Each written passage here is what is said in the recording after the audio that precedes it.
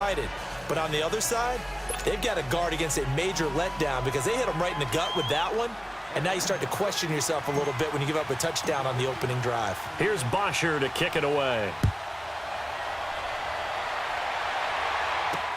This will be fielded on the back line of the end zone. And he'll take it back to about the 19-yard line.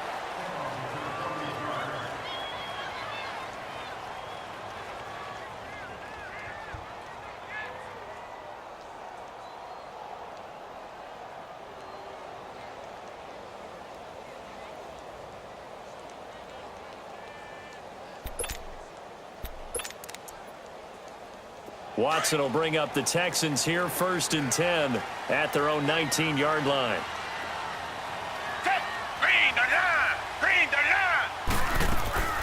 Now a run. This is Alfred Blue. And he's going to lose yardage here. Back to his own 18.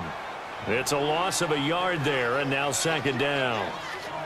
If you're the coaching staff upstairs, you might want to file that play away. Did you see how fast the safety closed on that one? Coming up in run support, made a big-time tackle. You might want to try and check into a pass next time. Yeah, got him for a loss. Really, really great play defensively. A loss of a yard there to start out. That leads to a 2nd and 11.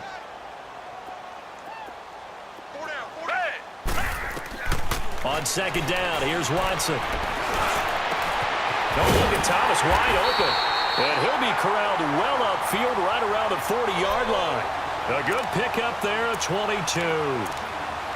He's come a long way since his time at Georgia Tech. What did he run at Tech? He ran hitches and go routes, essentially. Yeah. I mean, but he ran them really well. He averaged well over 20 yards a catch while he was there.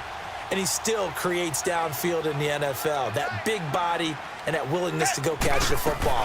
He's pretty impressive. And his friends call him Bebe, the nickname his uncle gave him back in the day. Nowhere to go that time. He maybe got a yard up to the 40. Well, Charles, it feels like Lamar Miller's been around the NFL forever, but he's still just going to turn 28 in April. This past year, though, 973 rushing yards, good for 12th in the league. And you know that he's capable of being a 1,000-yard runner year in and year out, save for some injuries and maybe utilizing the pass game a little bit more in Houston. 4.6 yards per carry is a healthy number, and that was his highest since 2014 when he was with the Miami Dolphins. To throw on 2nd is Watson. Under pressure now, Watson, and down he goes. Tech McKinley coming hard that time. He's able to run him down for a loss of 12.